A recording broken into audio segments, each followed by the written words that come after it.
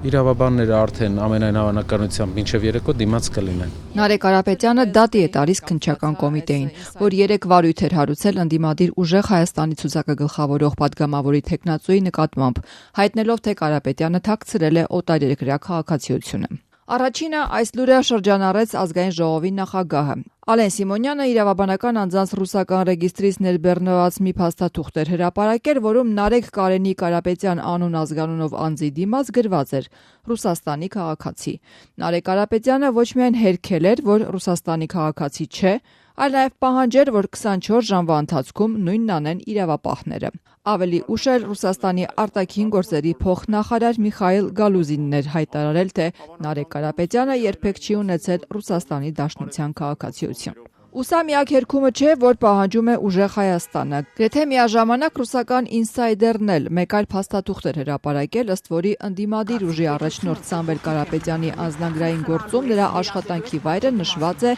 Ռուսաստանի անվտանգության դաշնային ծառայության տեղեկատվական կենտրոն։ Ավելի վաղ լրագրողների հետ զրույցում ինքը Սամվել Կարապետյանը արձագանքել էր կարճ։ Հրապարակումը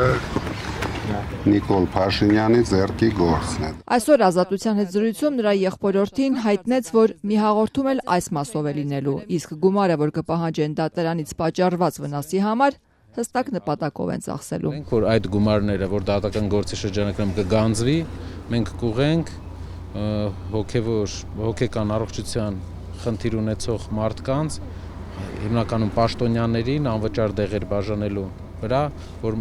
հնարավորություն ունենանք հավասարակշիռ վայելաձև ունենան մարդիկ։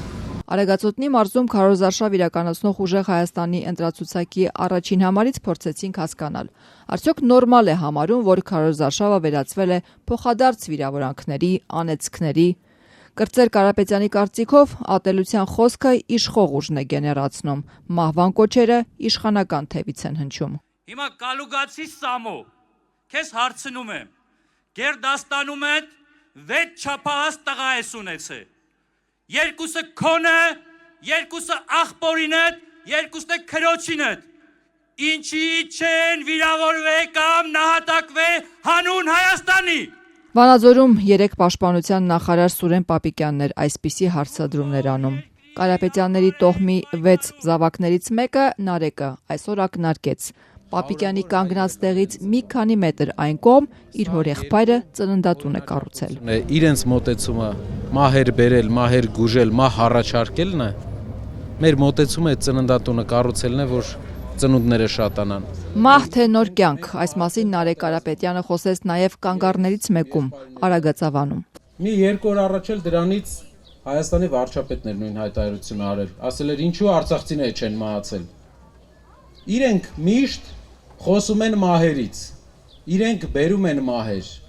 Մեզ պետք է առաջնորդ, ով երկին վերաբերում է հորպես, հերը կգա տուն, կասի խիչ ես գնացել զոհվել։ Ուժեղ Հայաստանին սիրող հայր է պետք։ Նարեկ Կարապետյանի պնդմամբ իր միլիարդատեր հորեղբայրը համապատասխանում է այդ դերին։ Տնտեսական հրաշքների մասին էլ այստեղ խոսեց Նարեկ Կարապետյանը։ Արագածավանցիներն էլ Երևանից եկած պատգամավորի թեկնածու հյուրին որոշեցին զարմացնել իրենց հրաշքով, բերդ բարելով։